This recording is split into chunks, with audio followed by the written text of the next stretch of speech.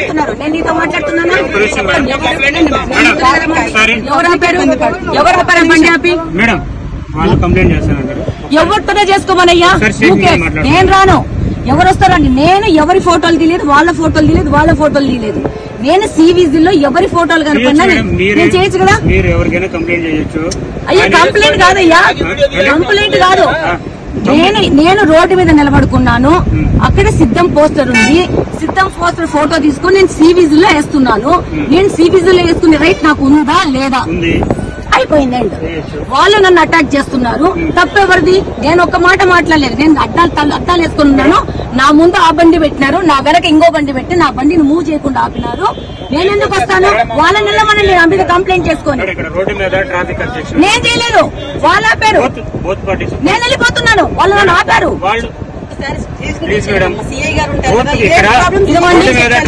నేను వెళ్ళిపోతున్నానండి. వాళ్ళు కంప్లైంట్ చేస్తూ ఉంటారు. చేసుకోమనండి. నన్ను పిలవండి. కంప్లైంట్ చేసి నన్ను పిలవండి. నాకు నోటీస్ ఇవ్వండి, వస్తాను. కంప్లైంట్ ఇచ్చి నాకు నోటీస్ ఇవ్వండి, వస్తాను. నాకు నోటీస్ ఇవ్వండి, వస్తాను. నన్ను ఆపినారు వాళ్ళు. అది చూడండి ఒకసారి. నేను రానండి, నాకు ఇబ్బంది లేదు. నా బండికి ఇవ్వనండి. నేను చెప్పట్లేదు కదా. నా బండికి ఇస్తే నేను పోతానంటున్నాను. బండి తీపించండి. తీపించు మరి, తీపించు. నేను దాన్ని పిలిచింది నా బండి ఆపారు, తీపించండి అని చెప్పి. మీకు నేను కంప్లైంట్ ఇస్తానని చెప్పలేదే.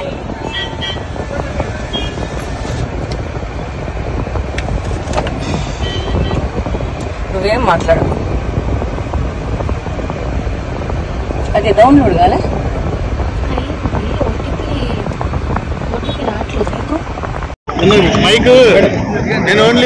గన్నవరంలో కోడ్ వచ్చిందా లేదా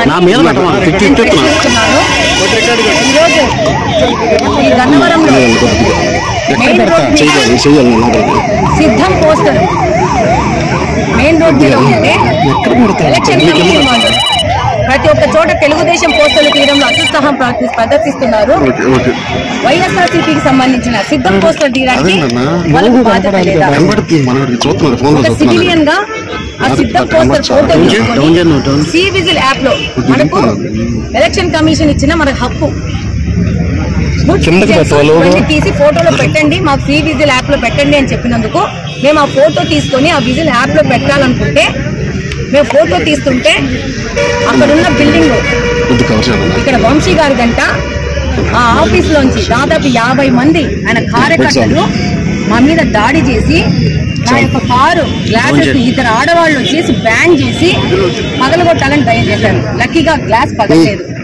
50 మంది మగోళ్ళు ముందు పక్కన ఒక ట్రక్ తీసుకొచ్చి అడ్డం పెట్టి, వెనక పక్కన ఒక బైక్ తీసుకొచ్చి అడ్డం పెట్టి, కార్ల కింద సిమెంట్ బ్రిక్స్ పెట్టేసి నన్ను ఆపేశారు. అలాంటి పరిస్థితుల్లో నేను 100కి ఫోన్ చేస్తే పోలీసులు మరి మేం పిలిస్తే వచ్చారో వాళ్ళు పిలిస్తే వచ్చారో నాకు తెలియదు, కానీ వాళ్ళకి ఫోటోలు తీసాము వాళ్ళ బిల్డింగ్ ని, మీ మీద వాళ్ళు కేసు పెట్టారని చెప్పి మా మీదకి వచ్చారు. నేను అన్నాను వాళ్ళ బిల్డింగ్ ఫోటోలు తీయడానికి అదేమన్నా తాజ్ మహలా కాదు కదా. నేను సిద్ధం పోస్టర్ ఫోటోలు తీశానని చెప్పి నా ఫోటోలు కూడా నేను చూపించాను, నేను తీసిన ఫోటోలు. కానీ వాళ్ళు మీరు కంపల్సరీ పోలీస్ స్టేషన్కి రావాలని అడిగారు. నేను ఎందుకు వస్తాను పోలీస్ స్టేషన్లో? నేను రాను. నేను ఎవరి మీద కంప్లైంట్ ఇనికి రాలా. నన్ను రోడ్డు మీద వెళ్తున్న ఒక మహిళని ఒక వైసీపీ కార్యకర్తలు అని చెప్పుకుంటే గూండాలు వచ్చి నా ముందు ఒక కారు, నా వెనక ఒక బైకు, నా టైర్ల కింద సిమెంట్ బ్రిక్స్ పెట్టి ఆపితే పోలీసు వాళ్ళు వచ్చి నన్ను పోలీస్ స్టేషన్కి రమ్మంటున్నారు. మరి మీరు కంప్లైంట్ ఇచ్చారు కదా అంటున్నారు. ఆ తర్వాత 10 నిమిషాలకి నేను ఫోన్ చేసిన 100 నెంబర్ నుంచి పోలీసు వాళ్ళు వచ్చి మీరు కంప్లైంట్ చేశారమ్మా అని అడుగుతారు. అంటే నేను 100కి ఫోన్ చేయడం కంటే ముందు వైసీపీ గూండాలు చేసిన ఫోన్కి తొందరగా పోలీసు వాళ్ళు వచ్చి నన్ను బెదిరించాలని చూస్తున్నారు. నేను ఒకటే చెప్పాను, నాకు ఎవరి మీద కంప్లైంట్ ఇవ్వలేదు, నన్ను ఆపారు, నా మీద దాడి చేస్తున్నారు, కాబట్టి ముందు నాకు క్లియర్ చేయండి అని అడిగితే వాళ్ళు మీరు ఇక్కడ 100కి ఫోన్ చేశారు కాబట్టి మీరు పోలీస్ స్టేషన్కి రావాల్సిందే అన్నారు.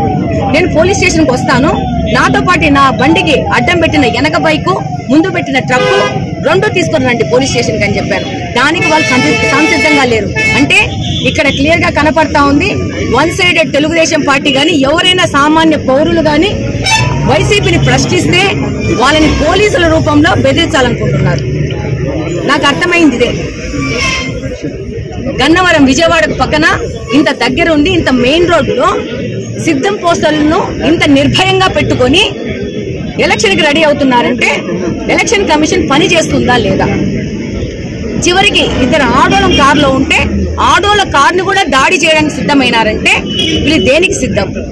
అంటే దౌర్జన్యం చేసి రౌడీజం చేసి ఎలాగైనా అధికారంలోకి రావాలనే వీళ్ళ ఆలోచనని ప్రస్ఫుటంగా కనపడింది ఈ రోజు తెలుగుదేశం పార్టీ నుంచి ఆ పరిస్థితిలో యార్లగడ్డ అన్నా గానీ వీళ్ళందరూ వచ్చి పోలీసులతో మాట్లాడి నా కారు పక్కకి తీసి జరిపితే తీసుకోగలిగినారు. కానీ అంతమంది 50-60 మంది మొగోళ్ళు వచ్చేసేసి దాడి చేస్తున్నారండి. ఏంటి రాష్ట్ర పరిస్థితి అని నేను ప్రశ్నిస్తున్నాను.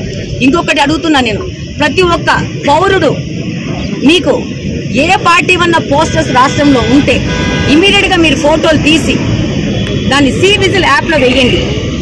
ఈ విధంగా వీళ్ళు దౌర్జన్యాలు చేస్తున్నప్పుడు ఈ సమాజాన్ని మార్చుకోవాల్సిన బాధ్యత తప్పకుండా పౌరులది. నేను విజ్ఞప్తి చేస్తున్నాను, ఇలాంటి దాడులు ఇంకా చాలా